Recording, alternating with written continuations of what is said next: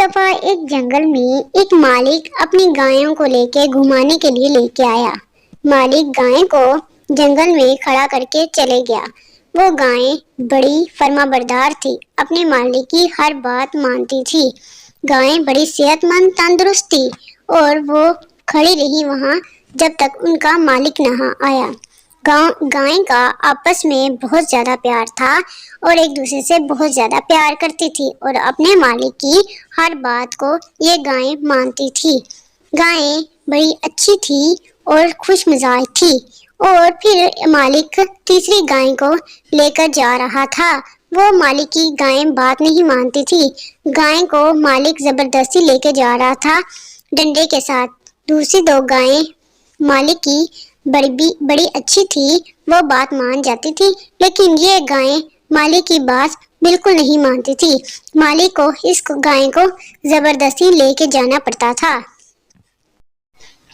اور پھر پاس جنگل میں ایک چیتا ایک ہرن کے پیچھے لگا ہوا تھا، ہرن کو پکڑنے کی کوشش کر رہا تھا۔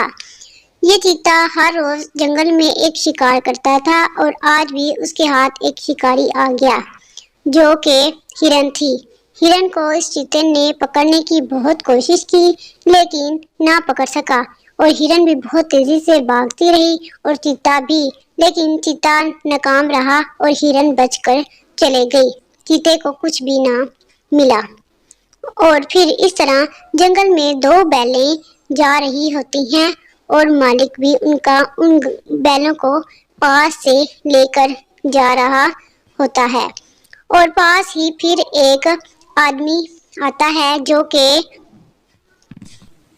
جنگل میں لکڑہارا، جو کہ اپنی لکڑیوں کو بیچ کر گزارا کیا کرتا تھا۔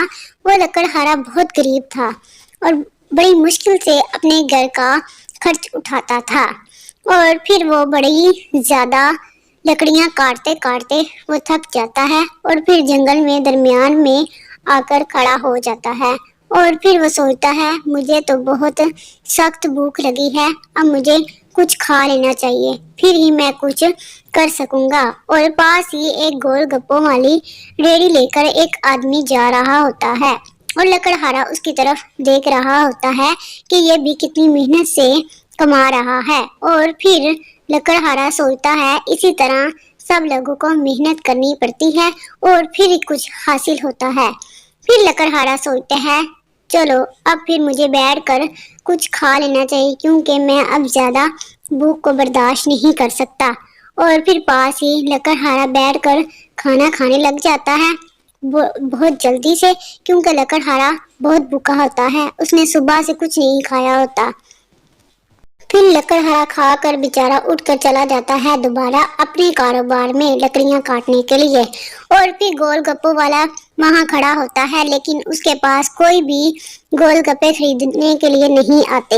وہ بڑا پریشان ہوتا ہے کہ آج ابھی تک کوئی گاہک میرے پاس نہیں آیا گول گپے لینے کے لیے اور میں کیسے اپنا گزارا کروں گا۔ اور پھر وہ دیکھتا ہے کہ دو لڑکے آئے ہیں کہ شاید مجھ سے گول گپے لے لیں، لیکن وہ لڑکے پہلے دیکھتے رہتے ہیں کہ ہم لیں کہ نہیں لیں، پھر وہ سوچتے ہیں نہیں ہمیں نہیں لینے چاہیے۔